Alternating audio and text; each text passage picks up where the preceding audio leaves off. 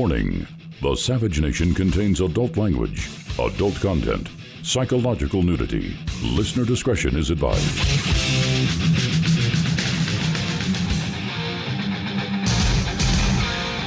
And now, America's most exciting radio talk show, The Savage Nation, home of borders, language, culture. And here he is, author of Our Fight for America, Michael Savage. It is The Savage Nation. I am Jim Verdi. I am Robert Borowski. And we are the people that you may have heard of before, but may have never heard before. We are the producers of The Savage Nation. And we are filling in for the good doctor today. He will be back soon, and you can always follow him on Twitter at @ASavageNation. And always check out michaelsavage.com for the latest headlines and to download the Savage podcast. And, of course, for the holidays, you can pick up his book, Our Fight for America, The War Continues. Makes a great gift for the holidays. Okay, so Rob and I are filling in today, and gives us a unique opportunity. It also gives you a unique opportunity. You feel free to give us a call, ask us what you want to know about the show. Ask us how things run around here. Ask us, what it's like dealing with Dr. Savage on a daily basis, and I'm sure a lot of you would like to do that yourselves. And you could also, talk to us about the latest news and headlines and anything else like that. We are open for business. The phone number is 855-400-SAVAGE, 855-400-7282. As you know, we are going to be going to a podcast at the end of the year, and Dr. Savage plans on doing a New Year's Eve show as his last show in radio, and then it's on to the podcast. And we're looking forward to that. If you want to know any information on that, give us a call. We can talk about that. What is a podcast? You don't know what a podcast is? Oh, I'm sorry. Robert's the podcast king. For those of you who don't know, Robert currently puts the podcast together, and it's his work that you got to enjoy all these many days when you download the Savage podcast. We hope it's going to be an even bigger success in the new year, and maybe you'll get to hear more of us as we go down. Let's go to the headlines, though. Okay, so Robert and I were talking about a few things here, and a couple of things struck us. This morning on Capitol Hill, the Senate was having a hearing on election irregularities. Of course, I think you agree, Rob, it's really going to go nowhere. I mean... Oh, yeah, it's going to go nowhere. This is just, let's dot the I's, let's cross the T's, and let's CYA. And that's it. So everything's going to be basically status quo. The Electoral College will show Joe Biden to be president on January 6th when the Congress takes up the votes and counts them, which I don't understand why they can't count 535 votes between now and January 6th. Don't understand why it takes that long. But it is what it is. And we found an interesting article from Jim Garrity at National Review. And the article asks, what is the future of the Republican Party after 2020? And I found this to be an interesting, a real interesting read, because it asks a lot of hard questions. And it makes you wonder what exactly is going to go on with the Republican Party. I want to get into that in just a little bit. But right now, I want to talk about the Democrats, because what you're going to see here, and while we need to worry about what's going on with the Republican Party, the Democrats have a lot to worry about as well. And President Obama was on the Daily Show yesterday. He was on with Trevor Noah, and basically he was trying to walk a line, because he is the de facto leader of the Democrat Party, like it or not. It's not Hillary Clinton. The Democrats obviously did not vote for her. She's not a likable person. Obama, for the most part, is still a likable person to Democrats and some Republicans, for that matter. And he was talking about walking a line, trying not to make the leftists mad, the squad members.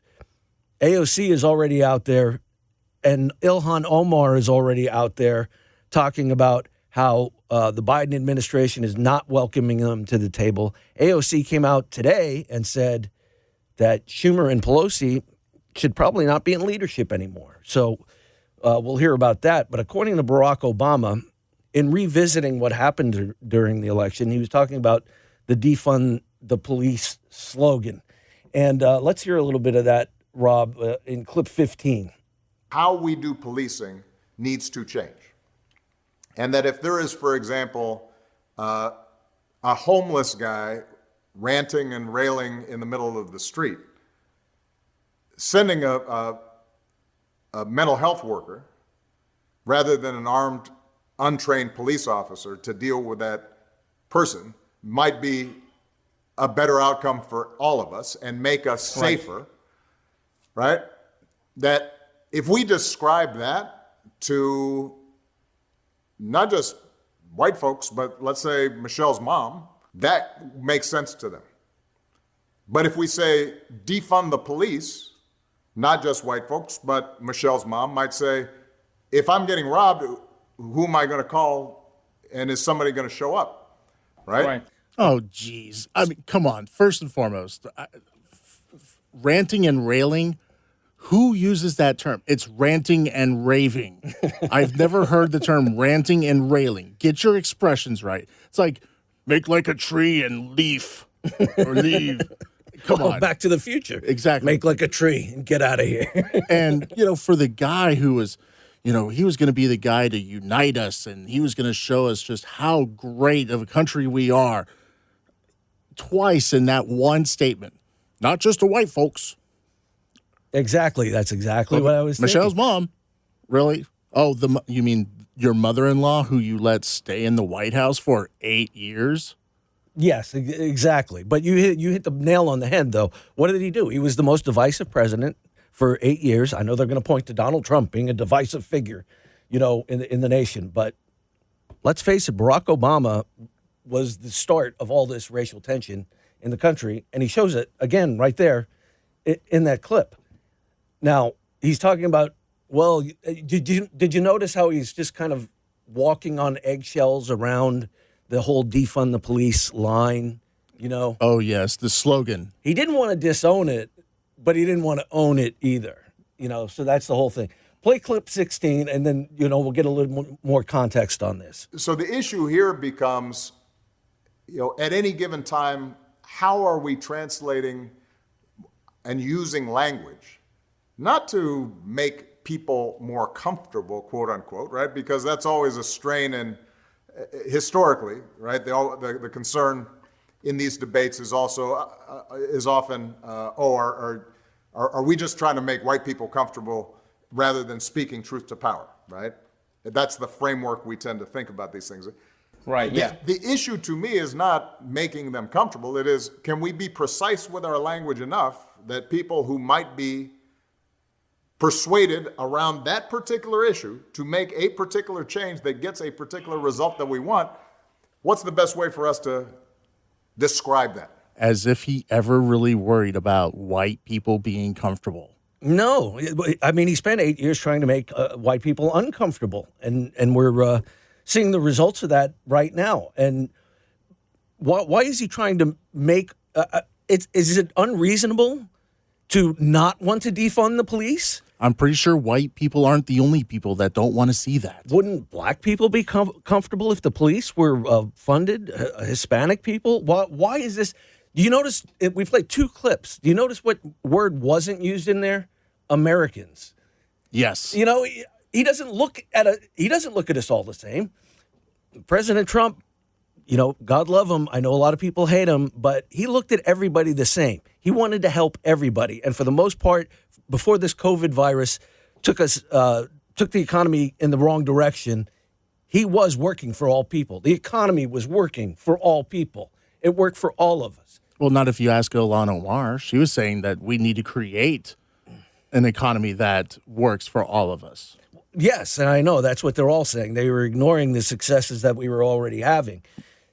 And that's carefully crafted language, as Barack Obama would say, crafting the message to make everybody comfortable. Because when you say economy that works for everybody, what are you really saying? Oh, we all get to be equally miserable, which equals socialism. Yes, and that's exactly what they want.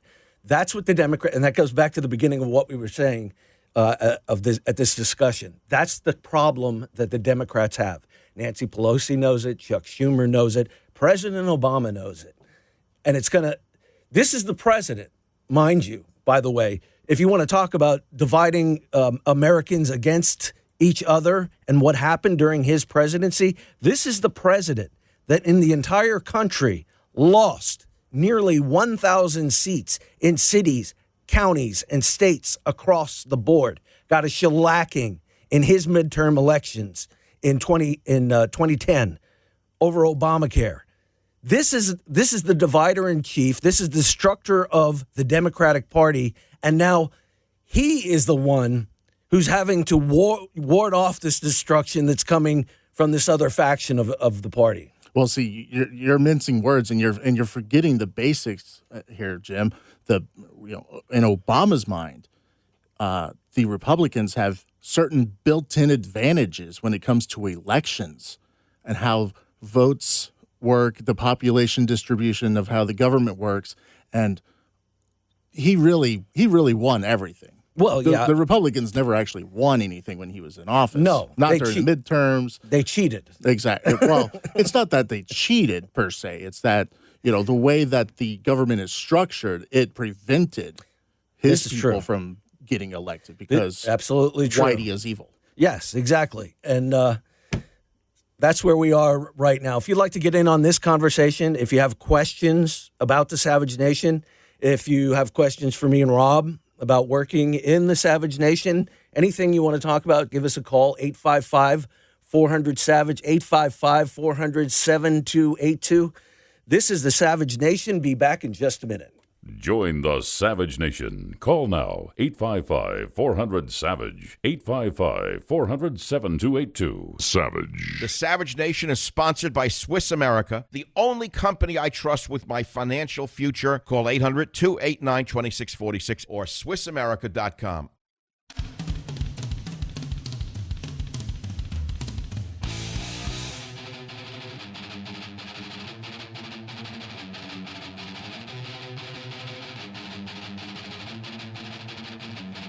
Eight 855-400-SAVAGE, 855-400-7282. Welcome to it. It is the Savage Nation. Robert Borowski.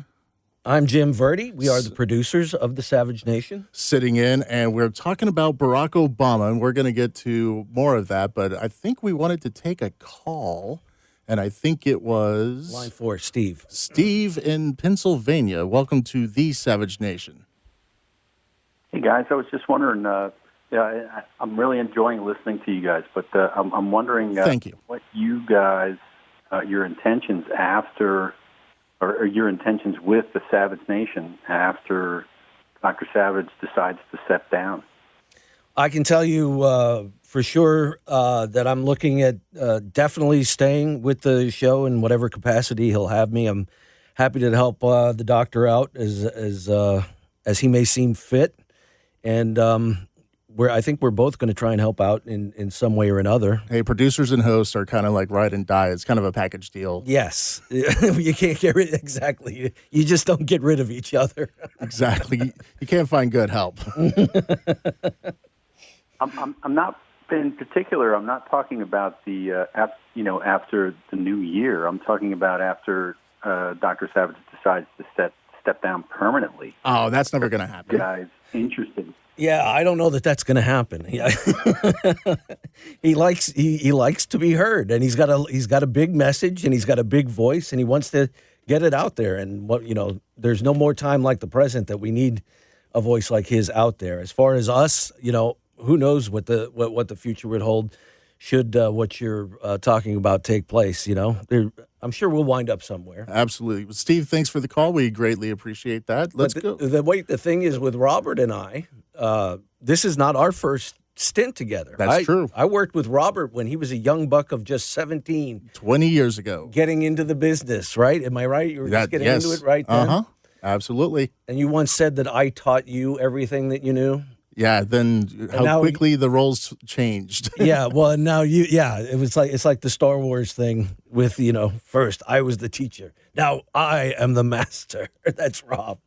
Yes, I am Darth Vader there. Rob is much more technically adept here. I'm kind of the news geek. I like to get into all this kind of stuff.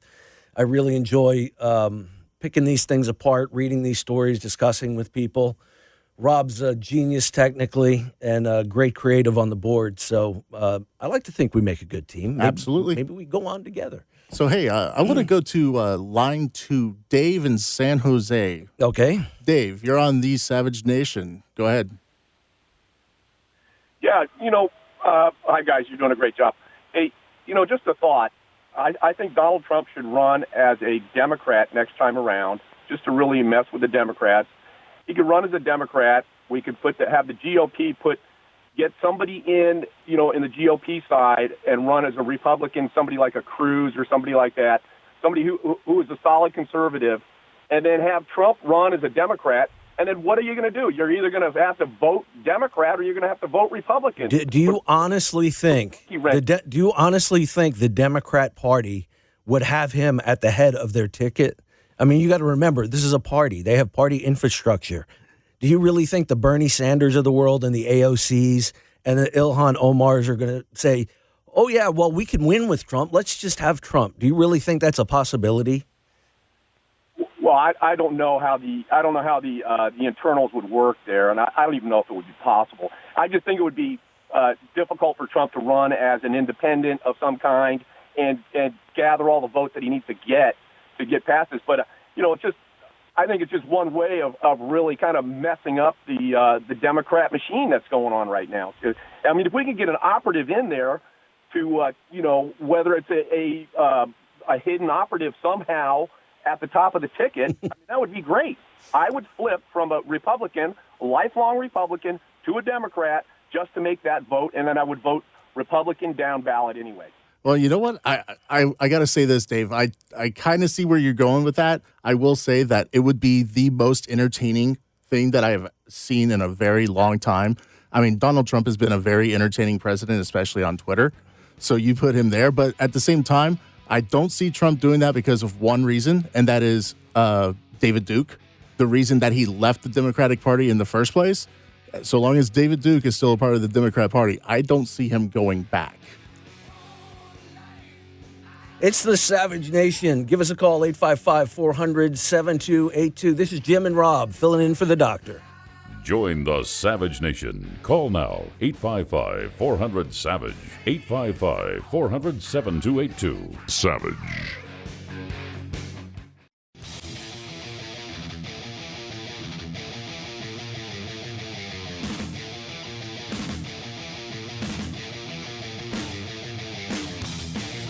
It is the Savage Nation. I am Jim Verdi. I am Robert Borowski. And we are the producers of the Savage Nation. Voices that, or names that you may have heard, but voices you may not have. And now you do. Now you can put the voice with the names. And faces will not be seen. Yes, exactly. There will be no video podcast of this. 855-400-7282 is the number. 855-400-SAVAGE. Call.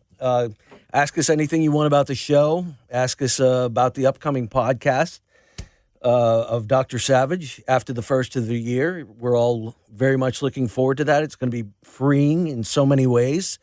Any questions you have in particular about the show, we're happy to answer those. Also, go out and pick up Savage's new book, Our Fight for America, The War Continues. Mind you, we are 9 days away from Christmas, so get to a bookstore, pick it up. Pick up multiple copies, give it out to everybody that you know. Why? Because this is the information that everybody's going to need now that we have, quote, President-elect, unquote, Joe Biden. I know. It hurts. Which brings us back to what we were talking about a few minutes ago. Caller just called and said Trump should run as a Democrat in 2024. And that's just not feasible. I mean, parties are party structures. And they have their own beliefs and belief systems. Trump doesn't plug into any of those. I know what he's trying to do. We're all looking for a better outcome from all this. It's not going to happen that way. If Trump does run again, he'll probably run as a Republican, and there's just no getting around it. And you're not going to have a whole shift in a party where people will jump from Republican to Democrat and Democrat to Republican. The last time we've seen anything like that was in 1860 or 1856 when the Republican Party came upon the scene and abolition was their big cause and nobody had taken it up. So they were able to basically kind of make the Whigs irrelevant and become a party in their own. And it took a civil war to settle out the question of slavery and abolition. And when you look at just modern history, if you think that Trump could get on a Democrat ticket, we were talking about the party structures. Bernie Sanders in 2016 and in 2020 was basically the guy. He was polling the best. He had the best numbers, but somehow the delegates didn't go his way. That was a Clinton machine thing. But even if you think about that, but that goes into the structure. That goes into the types of roadblocks that would be in his way. That's an excellent point. It's fun. I mean, like I said, it would be entertaining, not actually realistic. No, not close to being realistic. And we go back to the structure of the Democrat Party. Oh, wait, hold on. Now, this could be a telemarketer or this could be a call of somebody that we know. So let's take it. Line 10, guest hotline. You are on the Savage Nation. Hello. This is Michael. Hello, Dr. Savage. We on the air yet? We are Yes, on sir. the air. Yes, sir. You're live on the radio. Well, how are you guys? How are you doing? I don't know. You tell us. I've been having, I just came back from a dermatologist, so let's start with the fact that I'm a little off right now. She burned, she cut, she poisoned. Oh, no. Oh, no. You know how that goes. Yes, unfortunately. A few years you have to have the skin stuff burned off your head. Ooh. And other little things done, which are too intimate to discuss. Right. Whoa, hey now. Family show, Dr. Savage, as you would say. Is anyone calling you or they're ignoring you? No, we have some calls up here. What's wrong with them? You make a good point. New York. Yeah. I tell you, they're starved. That's what it is. They're wanting you. They're wanting you back on the air. That's what it is. I know. I want them to slowly get used to not hearing me. I want them to wean themselves off the Savage. And then on January 1, we'll give them an introductory podcast, a short intro to the year, and the real first one will begin on that Monday, 2, 3, 4, on January 4, and God willing, we'll go from there. Yes, sir. We've been asking people to call about that. Your voices sound good. You should consider a career in radio. Hey, maybe so. Maybe that's an idea. I don't know. But only radio. This does not belong on TV. I don't want to compete with Sean Hannity. No, that's true. I couldn't do that. No, I don't have the hair. So what's the number one story of the day from the news point of view? Well, one of the things that we're talking about, and there's not a lot of real big stories per se, but you have Obama out there again talking about the Republican Party being the minority party in this country. And in some aspects, I think he may be right about that. And we've also been discussing what Just say the word Obama, and I think of abomination. That's all I think of. Yes. that's completely understandable. To the presidency. He set us back 50 years. He pitted the races against each other.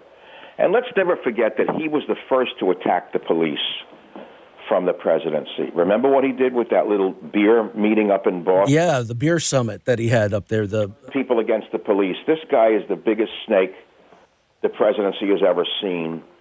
But, you know, you would think he'd have the dignity to keep his big mouth shut.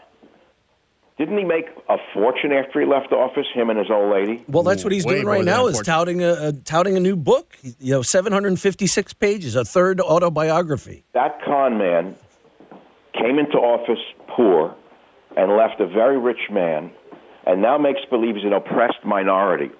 Only in America could you get away with that racket because especially the left are so naive and so hateful that he could get away with a thing like that. The man owned 3 houses by the time he left office. Yes, they should be singing the praises of the country and how... He does his whine about how she was oppressed as a youth. But you see, you triggered me. You shouldn't have done that. I called to have a nice Hanukkah pre-Christmas show, and you guys got me angry. I'm sorry. It's all Jim's fault. Right? So I'm in the dermatologist's office shivering, waiting for her to come in. You know, I don't know why they don't heat the offices, but they all do the same thing. They make you shiver while you wait now. So I'm shivering, blah, blah, and I start to read the propaganda, you know, remove this, add that. I said, well, let's see, I don't need breast enhancement. I don't need a butt lift. I'm not Kardashian. I went down the list, said, B12 shots, feel better, depression will lift. And I said, you know, back in the 40s, 50s, 70s even, B12 shots were all the rage. So she said, they're very popular now because they stimulate your immune system. So I'm high on a B12 shot right now, I must tell you. Well, good. I'm glad you took it. Are you less depressed now? Well, that's like the Woody Allen joke. Life is a pendulum between misery and despair. I don't have an answer to that question. You're somewhere in the middle? It's a little higher than misery, a little lower than despair. So that's a good middle ground. You know, that's a nice place to be, I guess. What a country! So I'm lying there on the thing, and she's working on something. And the masks. So I said, "Have you thought about the lost generation, the young kids? Some kids are 2 years old with masks on." I said, "How are they ever going to meet a man or a woman, a boy or a girl? Are they ever going to date, kiss, touch?" Oh, I tell you, disaster. No one's talked about the lost generation as a result of this masketeering. This is true, and we have some audio today that would just infuriate you. The governor of Michigan, Gretchen Whitmer, actually did a Zoom video with a bunch of children talking to Santa and has Santa Claus advising them to wear masks and social distance. God, did they put a mask on the reindeer, on Blitzer and whatever? I imagine they probably will, but they did say to leave Santa hand sanitizer near the milk and cookies. Put a mask on Wolf Blitzer's mouth forever. You know, it's interesting that you bring up the whole, are they going to meet a woman? Are they going to meet a man? You know, the lost generation.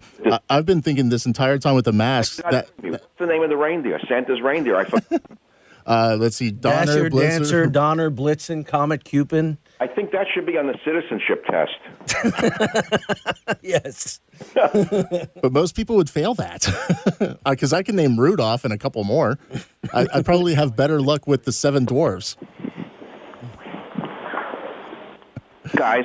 Yes. Sir. Enjoying the experience on the radio? Yes. How many years have you dreamed of filling in for me and wishing I were dead? Oh, no, come on. Don't say anything like that. 6 years for the first part, not nearly as long on the second. Well, you sound great. I wish you the best. I do really wish you the best. And when you get through, you will find out this is harder than running a marathon. Talk radio is not easy. It's not for the faint of heart, and you guys are up to it. And I absolutely wish you the best of luck.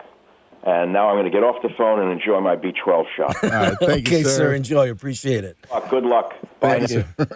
Dr. Michael Savage on the Savage Nation. That Look was at that. An surprise. Unexpected house call. I know. That's From right. the He's doing doctor. house calls. Who's a real doctor. Yes. At the doctor. The doctor at the doctor. Yes, he's a real doctor. We're not going to get into that whole conundrum, are we? No, we don't. We don't need to talk about the Jill Biden. Oh my goodness! Somebody said she wasn't a real doctor. It's an opinion. Come on. Right. Okay. So let's just take a call real quick since we're coming up close to a break. Let's go to line 4 and Rick. Rick, you're on the Savage Nation. Jim and Robert, you're sounding really good today. Doing a good job filling in. I wanted to ask you about, Mike had mentioned Sunday night radio show. Is that still on? I think right now he's not going to pursue that necessarily. I think it's probably a possibility for down the line. But stay tuned. You never know. That's right. I mean, the one thing is just getting a podcast launch and getting things going the right direction, getting in a routine, right? Getting that built up into something pretty big, and then we can see where everything will go from there. So it's a possibility. What I wanted to say about it, he mentioned it would be a 1-hour show, and I was thinking that would not be enough because he's done 3 hours for years. If anything, it should be a minimum of 2 hours. Yeah, well, it would give him. He could talk about a lot of topics and take a lot of calls that way. But if it's a 1-hour show, he's getting going, and before you know it, the hour's up. Yeah, I mean, that is the thing. And the thing is, he's done the 3-hour thing. He's put it all out there. And I know his listeners and you, the audience, love to hear him and everything that he has to deliver, but, it just comes to time where he needs to not only still kind of fulfill that obligation to the audience, but he also needs to fulfill an obligation of himself, enjoy some time on the boat. Right. Enjoy time with his dog, Feeding friends. the seagulls. Yes, feeding seagulls. He's to that point where in his life where I think he's earned that, and I think you would agree with that. Hey, well, listen, I'll follow Mike on the podcast. Well, that's good. You've done a fantastic job. All right, well, we appreciate it. Thank you, Rick. All right, 855-400-7282 is the number, 855-400-SAVAGE. This is the Savage Nation. We'll take your calls on just about anything. We'll take them on the news. If you want to ask questions about the show, if you want to ask questions about the upcoming podcast, give us a call if you would like to do that. Join the Savage Nation. Call now, 855-400-SAVAGE, 855-400-7282. Savage. The Savage Nation is sponsored by Swiss America, the only company I trust with my financial future. Call 800-289-2646 or SwissAmerica.com.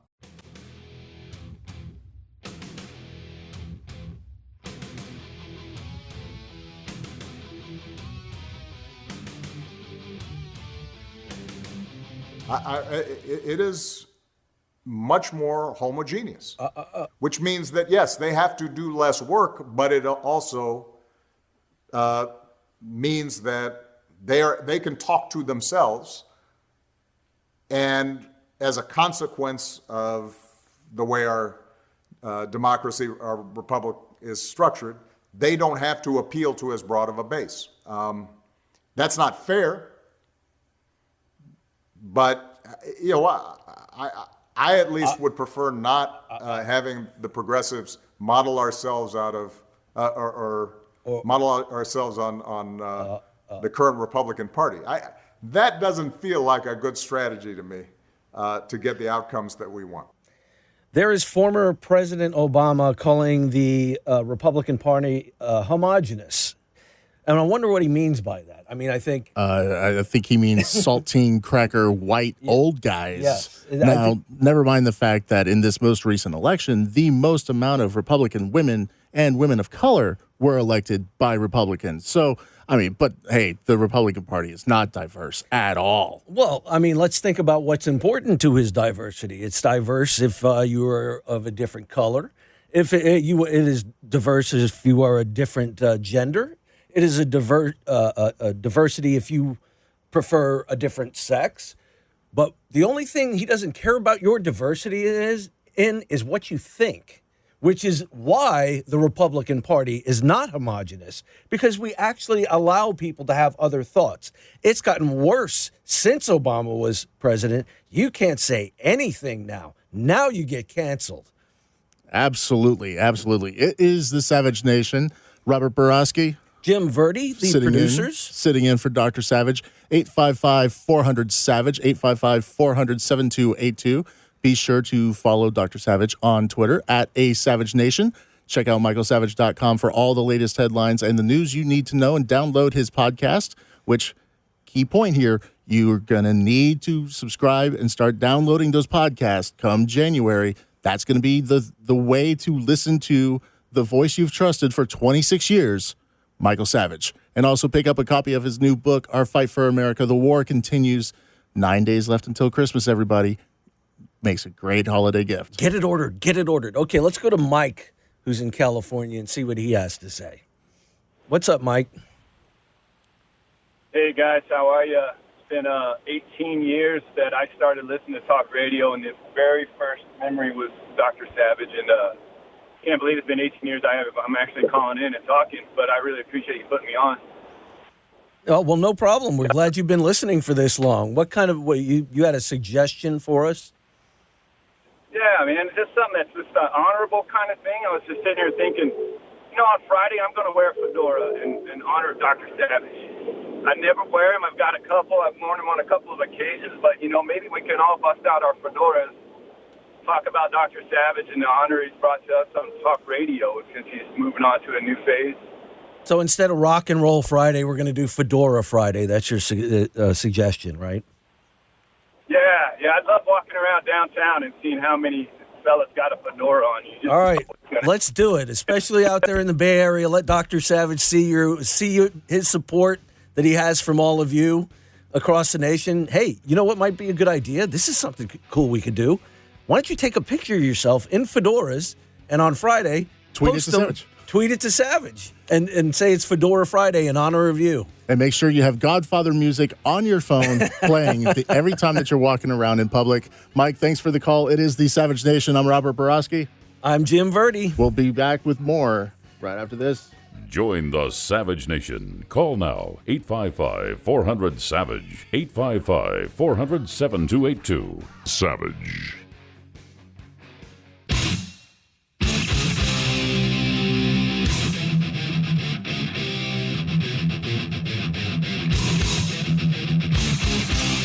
Warning: the Savage Nation contains adult language, adult content, psychological nudity. Listener discretion is advised.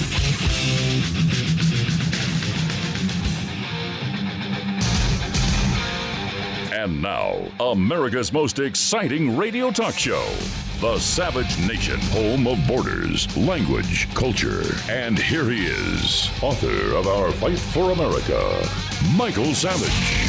It is the Savage Nation. I am Jim Verdi. I am Robert Borowski. And we are the producers for the Savage Nation, the names that you've heard for a few years, but the voices that you may not have heard, and now you are hearing them. So we are filling in for Dr. Savage. He will be back soon. You can follow him on Twitter at @ASavageNation, @ASavageNation, and also check out michaelsavage.com for the latest headlines and to download the Savage podcast.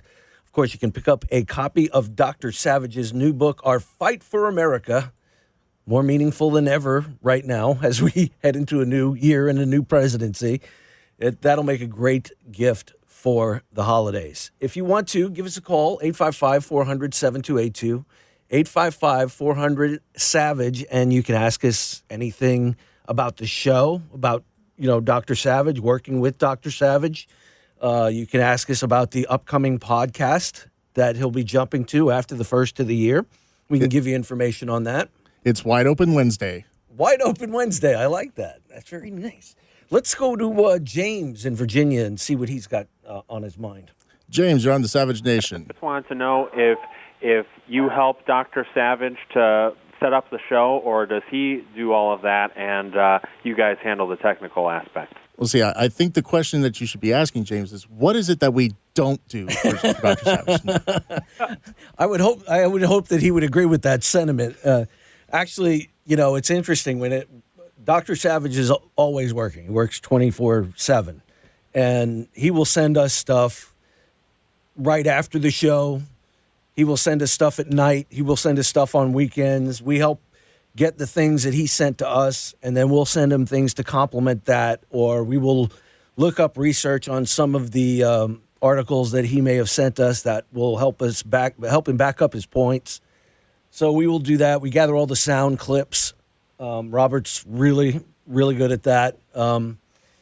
We put together an audio log. We put together all the stories for him, and we try and help him decide on exactly what direction he should go in the show. And then after the show, Robert's got even more that he does until the end of the year anyway. Yeah, and really, honestly, it is a total collaborative effort with the Savage Nation. It's 2 parts Michael, 1 part Jim, 1 part Robert. You mix it all up, and voila, you have the Savage Nation. You've got Ryan, and you've got Helen that help out. So exactly. So it's a total team effort. Everybody contributes in their own way, and the genius, the passion, that's all Michael. No other way to say it. The passion and the genius, that's all Michael. But getting, painting the bigger picture and everything, like I said, total team effort. Answer your question? Yes, thank you. All right, James. I enjoy listening to the show. I've been listening for 16 years. All right. Wow, that's great. Well, we appreciate you being out there, and hope your holidays are very happy. And speaking of holidays, Oh, yeah. Speaking of the holidays, the time of the year that's supposed to be joyous and fun, and you're supposed to spend time with your family. Well, not in 2020, but there were certain tenets of the holidays and Christmas in particular that were considered sacred, and you didn't mess with them. Well, leave it to Michigan Governor Gretchen Whitmer to ruin Santa Claus. Yes. Gretchen Whitmer, who, as you may know, is the lockdown queen. She is running her own little dictatorship up in Michigan, ignoring the Politburo even, just making decisions on her own and making sure her little plebes in her state, her citizens, they're not going to be able to do what she wants. And you know who she's going to recruit? She's going to recruit Santa Claus to indoctrinate all the kids into, let's say, the 2020, what would you call it? The Rona Christmas. The Rona Christmas. All right, there you go. Roll it, Rob. I'm Governor Gretchen Whitmer, and I'm really excited to be here with all of you. And I also know someone who's been really following the rules and making sure that he stays safe and the elves stay safe. And so my special guest is Santa Claus. Hello, boys and girls. How are you? Does anyone have a question for Santa Claus? Santa, do you have to wear a mask? When I'm in my workshop with all my elves, we all are masked up and social distancing. Okay. Hi, Santa. Hi, Santa. Also say hand sanitizer if you're done with the cookies and milk. That was a good suggestion. Excuse me, Santa. Yes? Coronavirus in the North Pole? Everyone has been testing negative. We're still getting tested. I think we're so far up north that it might not be getting to us, but we're not going to take any chances. We're all going to mask up. We're all going to wash our hands, and we're all going to stay 6 feet apart. Thank you. Hi, how can we keep people safe for Christmas? What I would suggest to do is what the governor is telling all the people of the great state of Michigan to do. Social distance, wash your hands, and make sure you wear your mask when you're outside your home. And another way to stay safe during the holiday is to stay home, but call your grandparents and your cousins and your family. And it's the safest way to tell the people you love how much you care about them. This year, it has to look a little bit different so we can stay safe. And I appreciate all of you doing your part. Santa, thank you so much for making time for us today. Oh, my God. Okay, there's so much to unpack from that. It's First off, that Santa was not holly and jolly and fat enough to be Santa. Well, I cut off the part at the end where they all went ho, ho, ho together. I couldn't understand half of what he's saying because he's wearing a mask with the beard. So, I mean, Santa's beard is legendary. That thing is so bushy, it pretty much acts as a mask by itself, and yet we're going to put a mask on that, so you're double muffled. Okay, now let's talk about this, though, using Santa Claus in the first place. No. It's just like you said earlier. There were some things you don't mess with, okay? First of all, you're talking to children. You're talking to very young children.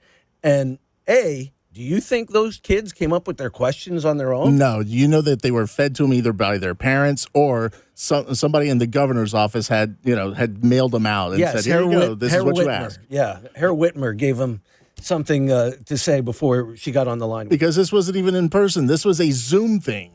Right. Secondly, we all know the statistics and we all know the science, if we're paying attention to the science still. Which they're the party of science. Yeah, they're the party of science, but they just happen to ignore it when it comes to children and going to school and how much children can get it. And you have either Whitmer and this Santa, if there's kids out there listening, that wasn't the real Santa. No, and the Santa in the mall that denied the kid the Nerf gun, no, that's not the real Santa either. But you have all of these people doing these kids a disservice because basically what they're doing is training them to be afraid for when they grow up. And when Dr. Savage called us last hour, he said it. What about this generation that's going to come up? What are they going to do? How are they going to meet a girl? You know, do you kiss? Do you hold hands anymore? This is wrong in so many different ways. To take this imagery that we all have and that we all revere, and that we all, you know, we were putting up Christmas lights early and listening to Christmas music early this year because we were tired of the year that we were having.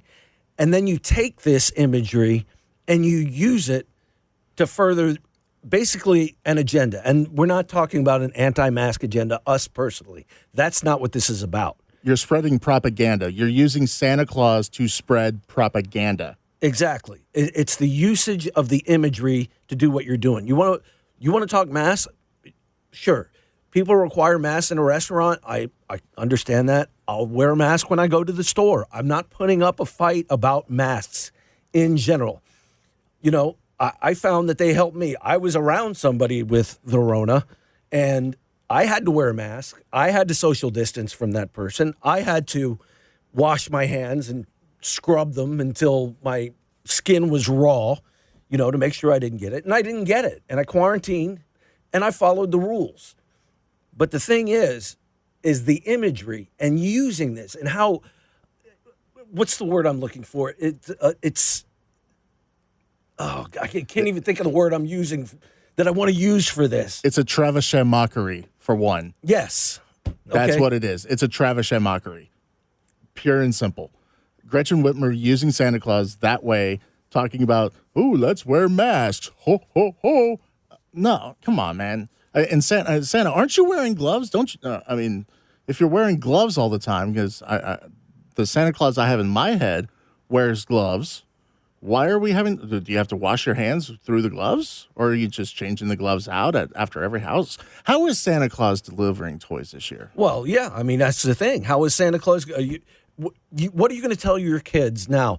If Santa leaves presents in the house, are those safe to touch? Are they safe to touch? Should you touch that wrapping paper? Should you wear gloves? Should you wear gloves? Do you have to have hand sanitizer before you even break into the Christmas stuff? Oh, man. You know, there's so much wrong with using this type of imagery to portray this message. I'm not saying to not take precautions. You should take precautions.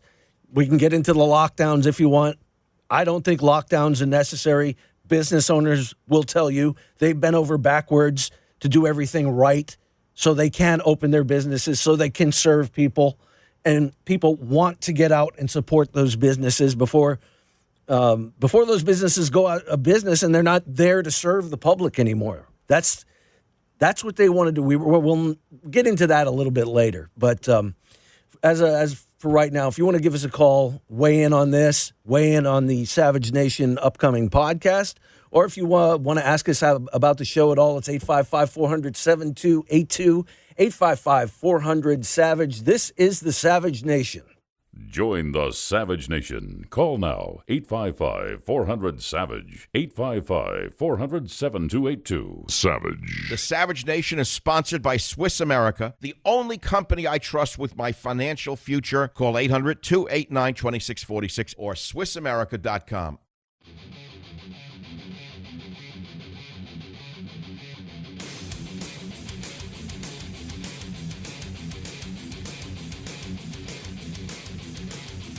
Eight 855-400-SAVAGE, 855-400-7282. It is the Savage Nation. Robert Borowski. Jim Verdi. Sitting in for Dr. Savage today. And since we started talking about Gretchen Whitmer and Santa Claus and talking about wearing gloves and masks and all that, I have to give her one little iota of credit.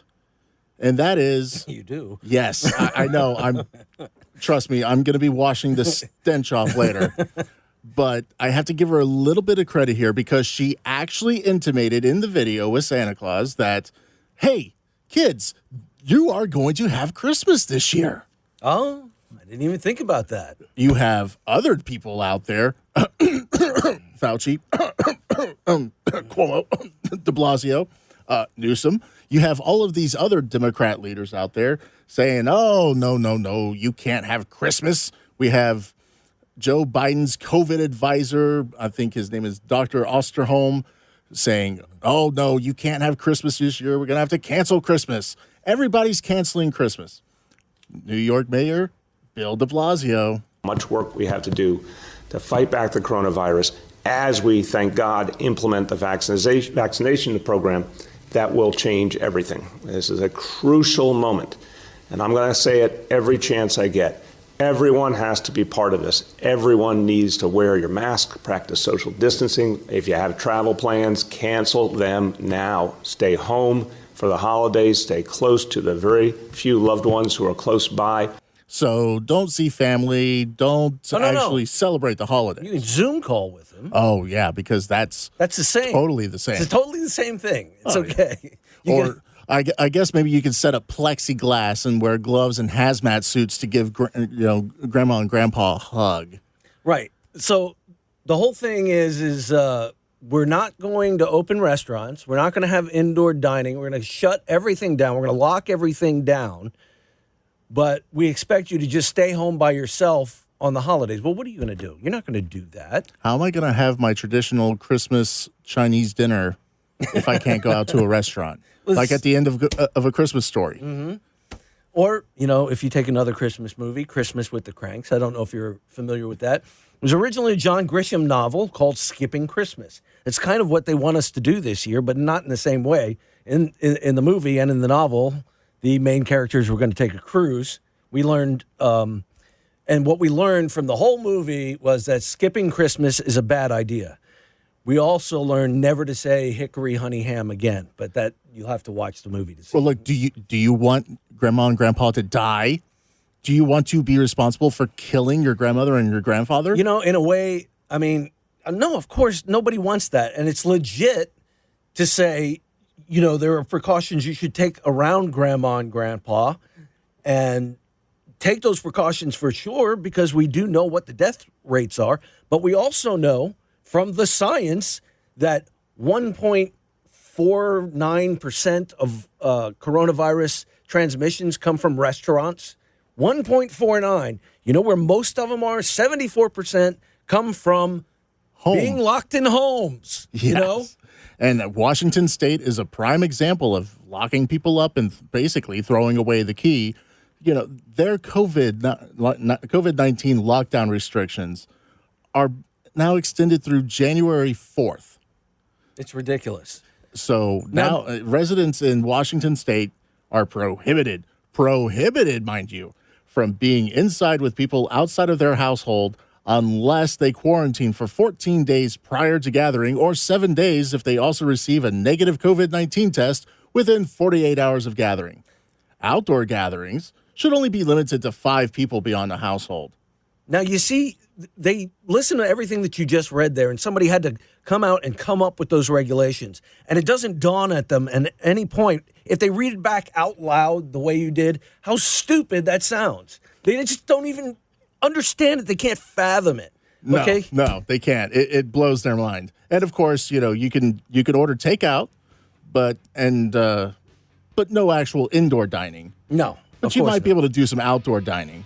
So DoorDash your Christmas dinner this year. Ooh, that's going to be fun. I bet you those people are going to be so happy to be working on Christmas Day. 855-400-7282, 855-400-SAVAGE. It's a Savage Nation with Jim Verdi and Robert Borowski, the producers of the Savage Nation, filling in. Join the Savage Nation. Call now, 855-400-SAVAGE, 855-400-7282. Savage.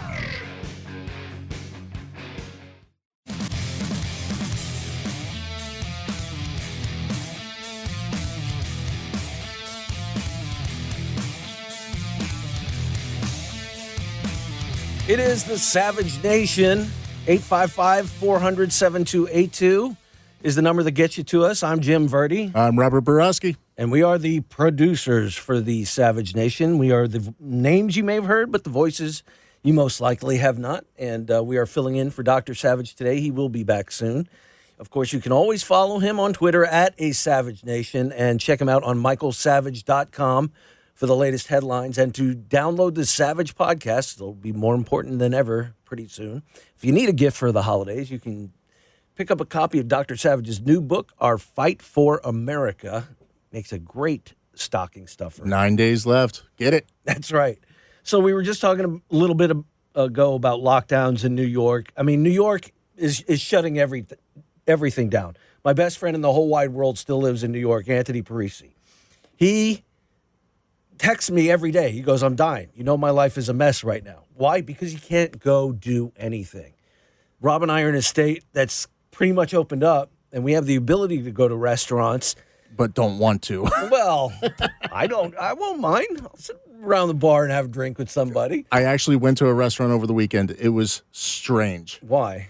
Because everybody had to walk around with the mask. You could only take it off and pull it down when you're eating and everything. And everybody was just really awkward the entire time, like making sure that as they're walking, they're kind of got their arms stretched out a little bit, make sure that okay, we got that 6 feet. Okay, we're good. Yeah, well, you haven't been to the local Texas Roadhouse where I'm at because there's no such thing as COVID in that place. There you go. It was crazy. I'm not saying that's right, by the way. I mean, we still should do what we can to not get sick. That's the thing. But, it does affect businesses. We talked about that, how New York is shut down. You saw the video the other day. They were playing it a little bit on Fox News of the two folks that were coming in to give a summons to a business owner. And the business owner is, how can you shut me down? Are you going to pay my rent? And that was in California. Oh, that was California. That was Ventura. Yeah. Oh, okay. So I was saying, at this point, it's the same Tommy difference. Newsom is just as bad. Yeah, exactly. So the big story now is you get Tom Cruise, who's on the set of Mission Impossible. And apparently, I don't know what it was because I didn't hear the beginning. Maybe Rob, if somebody wasn't wearing a mask or they weren't social distance. Not exactly sure what it was that triggered him, but he went off. Apparently they have a stick to measure the distance, and it's in meters, so nobody knows how long that stick is. I'm sorry, that's all there is to it. How many meters is that? I have know. No idea. It could be 2 feet. It could be 1,000 yards. I don't know. I don't know. But Tom Cruise absolutely loses it on his crew. You're back here in Hollywood making movies right now because of us. Because they believe in us and what we're doing. I'm on the phone with every studio at night. Insurance companies. Producers. And they're looking at us and using us to make their movies. We are creating thousands of jobs, you I don't ever want to see it again. Ever. And if you don't do it, you're fired. And I see you do it again, you're gone. And anyone on this crew does it.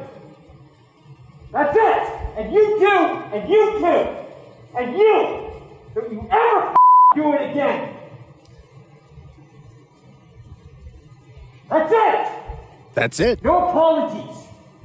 No apologies. Yeah, Tom Cruise obviously was just mad about it. And the thing is, it's like we said before, we're not disputing anything about distancing and mask wearing and things like that. It's necessary in some situations, and you want to be safe. And we have been complaining about not letting these people get back to work and open their businesses. Well, maybe that is an appropriate reaction. Apparently, everybody on Twitter, thinks, hey, well, what was wrong with what he said? I mean, do you think there was anything wrong with what he said? I don't know if there's so much as I don't have a problem with what he said. I have a problem with how he said it. It's the classic epic Hollywood star meltdown. The I'm Tom Cruise and who are you? Exactly. Or I'm Christian Bale, who are you? Christian Bale had one of those. Yes. Years and years ago. That was just absolutely terrible. Chewing one guy up one side and down the other. For what? Well, I mean, you can understand his concern, though, is because he doesn't want to get shut down. So I can see that. But then you have the science that doesn't necessarily support what's going on with this. I'm reading an article in the New York Post about wearing a used mask. And I had this experience myself. It says wearing a used mask could be more dangerous than not wearing one at all when it comes to warding off COVID-19. This is a new study. It's from the University of Massachusetts Lowell and California Baptist University. And what it says is the new 3-layer surgical mask is 65% efficient in filtering particles in the air. But when used That number drops to 25%, according to this study. And I can say from experience that I had in my own home, actually, where I had to wear a mask for a while and quarantine in my own home, you are more conscious of what you're doing. So when you go around a COVID-infected person and then you reach up and touch your mask after you have just either touched them or picked up one of their cups or something like that, you're like, oh no, I just touched my mask. I need a new mask, or I need to wash my mask. So the science on masks is imperfect at best, you know? Well, yeah, because this study was looking at like triple layered surgical masks. They weren't looking at the ones that you can buy at 7-Eleven. No, or the cloth mask. Quick Trip, yeah. Everybody's, Dr. Fauci, at first it was, don't worry about wearing a mask. Then it became wear a mask. Then it became you had to wear the N95s. We had a huge run on N95s. You couldn't find an N95. Oh my God, where's the N95s? I can't find it. And then all of a sudden it became okay to wear just any old mask, so long as your mouth is covered. And I'm thinking, how is this safe? What is this? And then you read a study like this and you're thinking, and all of a sudden, because most people, and I'm guilty of this as well. I have a mask. I take it, I keep it in the car, or I keep it with me. I even have it here in the building, and it's my one mask. Now it has removable filters that I can change out, but I can't say that I've done that yet. So I mean, I'm probably just a walking, breathing case study for these people. And then our new incoming president, Joe Biden, is saying, for the first 100 days, I'm going to mandate mask wearing in certain areas, as long as they're federal areas, and I want everybody to wear a mask. And so what if people don't decide to wear a mask? But if you look at, here we have in clip seven, our vice president. You're going to get locked up and thrown in jail, right? You're going to be thrown in prison? I don't know. Let's for being a mass murderer? Let's see what our new vice president says. Yeah, and the 100 days of the mask, he's urging, like there's no punishment. They don't have to, but he is saying, as a leader, please, everybody, work with me here. For the first 100 days, let's everybody just wear a mask and see the outcomes there. Because, of course, the scientists and the public health officials tell us there'll be really great outcomes if everyone does wear a mask when they're in public. It is about getting through the pandemic, around making sure that everyone has access to the vaccine and that they take it.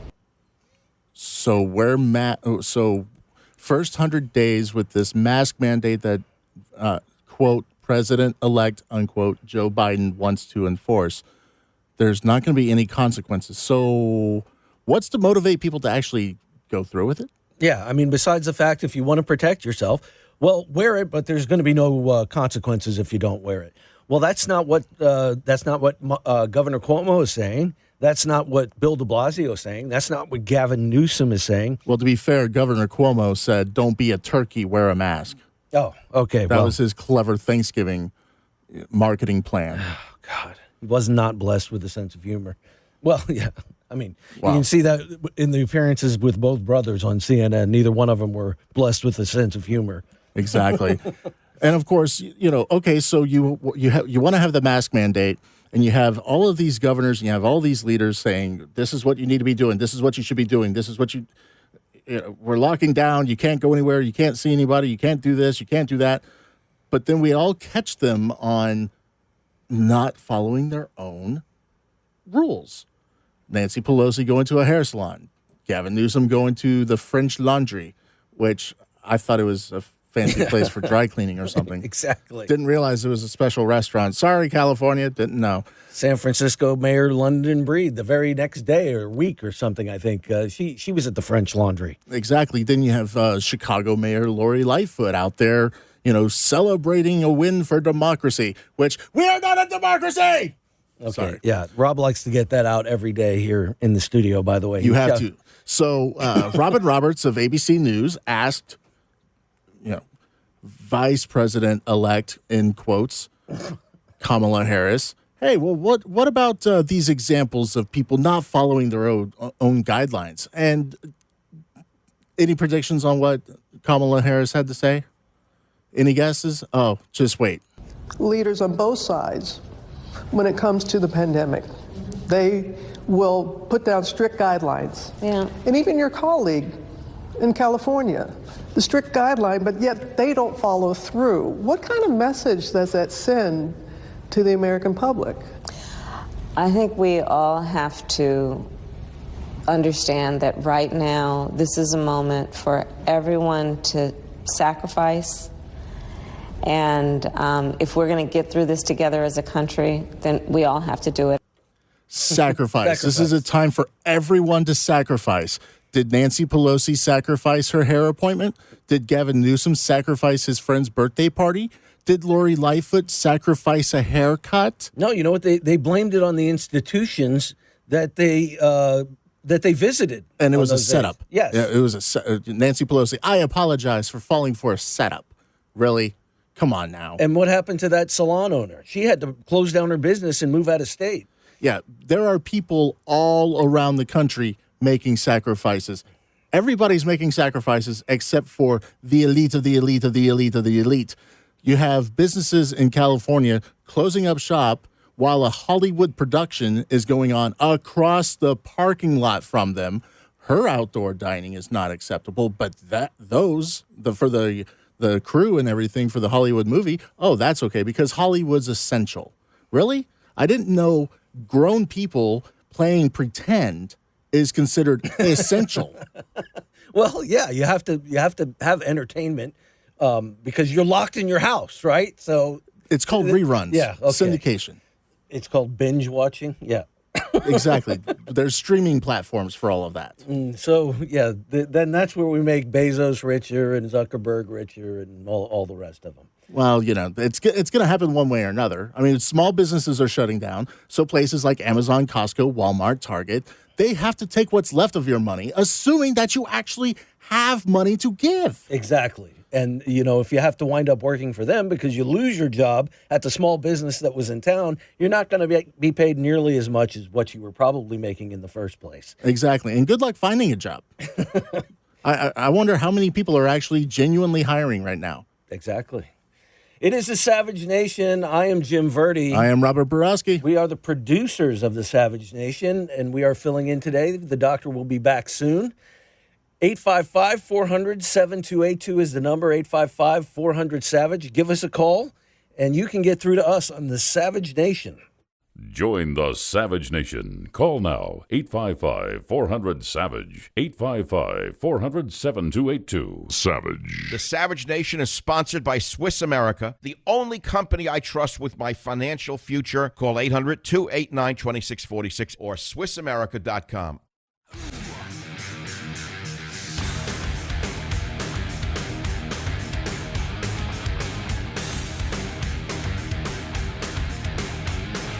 855-400-SAVAGE, 855-400-7282. It is the Savage Nation. I'm Robert Borowski. I'm Jim Verdi. We're the producers of the show. We're hanging out with you for just a few more minutes here on this wide open Wednesday.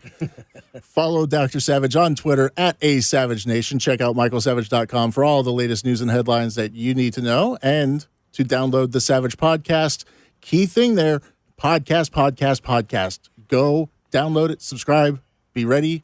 When the podcast relaunches in January, it's going to be so exciting, so new. It's going to be revolutionary, to say the least. And it'll be the only way you can hear Dr. Savage. Exactly. And pick up a copy of Dr. Savage's latest book, Our Fight for America. The War Continues. 9 days left until Christmas. Get to the bookstore. Pick up a couple of copies today. Okay, a couple of just news items to wrap up right now. Just a couple of final stories. Apparently, according to the Daily Caller, the British government is abandoning its unconscious bias diversity training after a review found that they were ineffective and in some cases harmful. No. Imagine that. Say it ain't so. An assessment of the training was carried out after Tory members of Parliament criticized them for being part of a woke agenda that only sought to enrich the consultants leading the sessions. They're purported to teach workers about implicit prejudices that they may have, often based on race or sex, and have cost taxpayers more than £370,000. That's $500,000 to you and me. And this has been going over 5 years. So they've wasted all this money only to find out that this diversity training does not work at all. Oh, wow. Think about that. Who'd have thunk? Hey, San Francisco, all of our listeners on the lovely KSFO, your board just voted to condemn the naming of a local hospital for Facebook's Mark Zuckerberg and his wife, Priscilla Chan. Now, why would Mark Zuckerberg be I don't know. potentially getting canceled in San Francisco? What would it be? Oh, my goodness. Could it be the way that they donated a bunch of money to Joe Biden, then buried stories, and then there's all sorts of privacy and data concerns? I would think they would love that in San Francisco. Man. So San Francisco General Hospital was renamed the Priscilla Chan and Mark Zuckerberg San Francisco General Hospital. Say that 3 times fast. In 2015, after the couple donated a paltry $75 million to help fund the new treatment center. However, local officials grew increasingly critical of the name change in recent years as Facebook has faced scrutiny over its business practices and approach to user data privacy. The Board of Supervisors voted 10-1 in favor of the resolution, but the hospital doesn't actually have to change its name. So they basically passed a resolution to show that they're angry. Could they be spending your money better? Yes, exactly.